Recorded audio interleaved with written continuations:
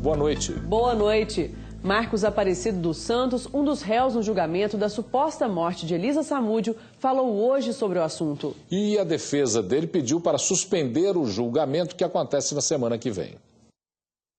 O Ministério Público pediu à Justiça que a principal testemunha da morte de Elisa Samúdio seja ouvida por videoconferência. O primo do ex-goleiro foi incluído no programa de proteção a testemunhas e está fora de Minas Gerais. Ele pediu para não participar do júri porque está sendo ameaçado. O advogado de defesa de Marcos Aparecido dos Santos, o Bola, disse que se não for notificado 10 dias antes do depoimento, vai entrar com um recurso pedindo a suspensão da gravação. Nós estamos dispostos a sair vendados de onde tiver que ir, até onde for, mas nós vamos participar do ato. Advogados de defesa também entraram com um recurso no Supremo Tribunal pedindo a suspensão do julgamento. A alegação é de que a juíza que cuida do caso, Marixa Rodrigues, estaria impedindo o acesso às gravações dos depoimentos das testemunhas. O jornalismo da Band teve acesso ao depoimento do ex-goleiro Bruno durante a primeira fase do processo. Vocês entraram também em acordo sobre você dar alguma pensão mensal para o bebê ou dar algum apartamento para a Elisa? Nós entramos num acordo, excelência, sim, onde que essa pensão seria de R$ 3.500 por mês. Sobre apartamento, teve acordo. Antes de se sentar no banco dos réus na próxima segunda-feira para responder pelo desaparecimento e morte de Elisa Samúdio, Bola teve que vir ao Fórum de Belo Horizonte. Ele é acusado de um outro crime, o assassinato de 2 homens em 2008. Segundo testemunhas, eles teriam sido torturados e esquartejados. Depois, os corpos teriam sido jogados para os cães e queimados. O crime teria sido no mesmo sítio de Bola, onde a polícia chegou a fazer buscas para tentar encontrar o corpo de Elisa Samúdio. Sobre o caso Bruno, Bola usou um provérbio da Bíblia para comentar o que espera do julgamento. A testemunha verdadeira não mentirá.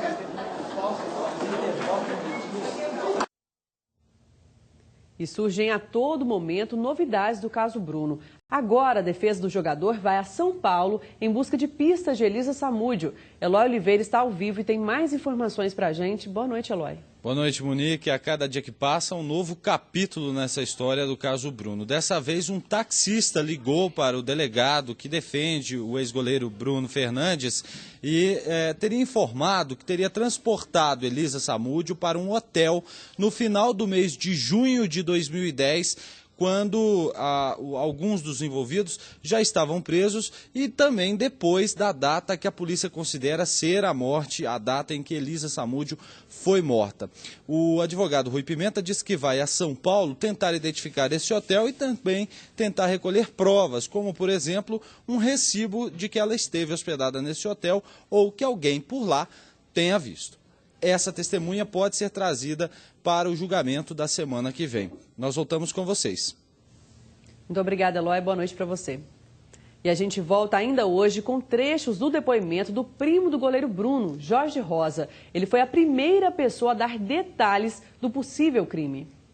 Foi apresentado hoje o suspeito de ter matado um homem de 24 anos com 7 tiros próximo ao Fórum de Belo Horizonte. O crime aconteceu no dia 13 de março, quando a vítima saía de uma audiência no Fórum Lafayette.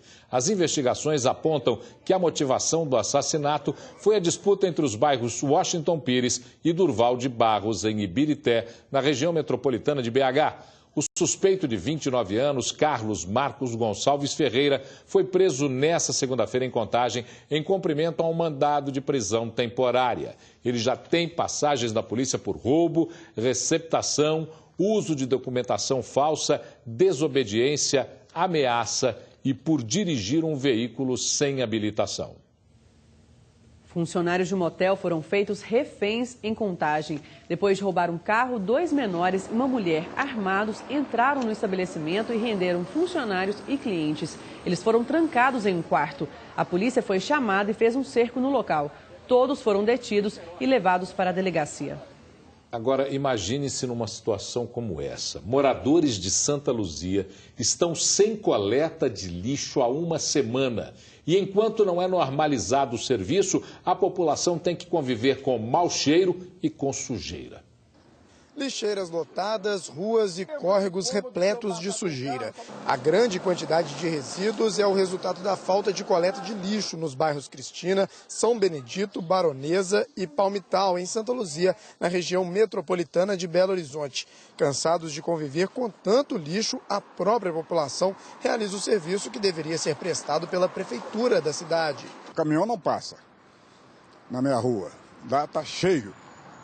Então, para evitar, igual eu encontrei hoje de manhã cedo, na minha porta, lixo todo espalhado, juntei e vim trazer para esse monte aqui. De acordo com a Prefeitura de Santa Luzia, o problema começou há uma semana, com o fim de um contrato emergencial para a coleta do lixo. A previsão é de que o serviço seja normalizado apenas na próxima semana. Enquanto isso, a população é obrigada a conviver com a sujeira. Está dando mau cheiro, está dando barata, está dando rato. E a prefeitura não toma providência nenhuma. Você liga para lá, eles não atendem o telefone. E nem passa o caminhão para recolher o lixo. Que horror, né? Coleta de lixo é política sanitária, ação de saúde pública e não é só uma mera questão de estética. Infelizmente, a administração desse serviço nem sempre é feita de forma correta.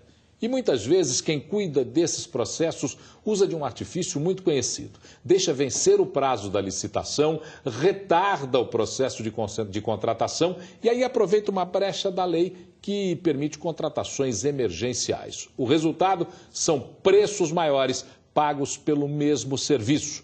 Alguém sai ganhando e o povo paga a conta. 3 homens foram presos com droga no bairro Retiro, em Nova Contagem.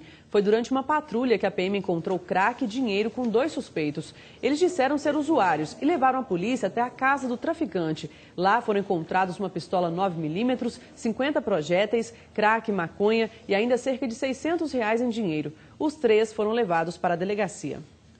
A Justiça considerou inocente o motorista da carreta que dirigia em alta velocidade, matou 5 pessoas e feriu outras 18. O acidente aconteceu no anel rodoviário, na capital, em janeiro de 2011. O motorista agora responde por homicídio culposo quando não há intenção de matar. Leonardo Faria Hilário, que na época do acidente tinha 25 anos, dirigia em alta velocidade e arrastou vários veículos parados num congestionamento. O juiz concluiu que as provas excluíram a possibilidade do dolo eventual, quando se assume o risco de matar. De acordo com o juiz, a perícia constatou problemas nos freios da carreta. Se não houver recursos contra a decisão, o motorista será julgado pelos crimes de homicídio culposo e lesão corporal culposa. Um caminhão invadiu uma casa no bairro Novo Araão Reis, região norte de BH. Uma pessoa ficou ferida. O veículo que fazia o recapeamento de vias do bairro invadiu um dos andares da residência. Uma idosa que estava na porta de casa foi atingida. Ela foi levada para o Hospital Risoleta Neves e não corre risco de morte. Ainda não se sabe o que causou a batida. A prefeitura informou que vai retirar o carro que está no local. E foi encontrada a imagem de Nossa Senhora do Rosário, que havia sido furtada de uma igreja de Pedro Leopoldo, na região metropolitana de Belo Horizonte. A peça sacra foi alvo de bandidos em 1981 e estava com um colecionador de São Paulo.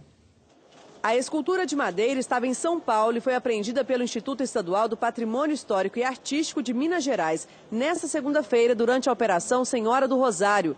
A imagem estava com um colecionador que revelou ter adquirido o objeto de uma outra pessoa. Ele é acusado de agir de má fé e terá que pagar 1.000 salários mínimos a título de dano moral coletivo. O valor será destinado ao Fundo Estadual de Direitos Difusos Lesados. A peça, que representa Nossa Senhora do Rosário, foi produzida no século XVIII, com aproximadamente 79 centímetros de altura e foi tombada pelo Instituto Estadual do Patrimônio Histórico e Artístico em 1976. É realmente um trabalho importante da sociedade mineira, reaver essa peça e colocá-la à disposição da fé coletiva. Então, é um trabalho muito importante, muito profícuo do Ministério Público, da sociedade mineira e também da Polícia Civil de Minas Gerais. Você vai ver a seguir que japoneses visitam área de risco em Belo Horizonte. E o depoimento do primo do goleiro Bruno sobre o desaparecimento de Elisa Samúdio. Essas são imagens da chuva fina que cai sobre Belo Horizonte neste momento. Agora são 7 horas em ponto. Nós voltamos já já.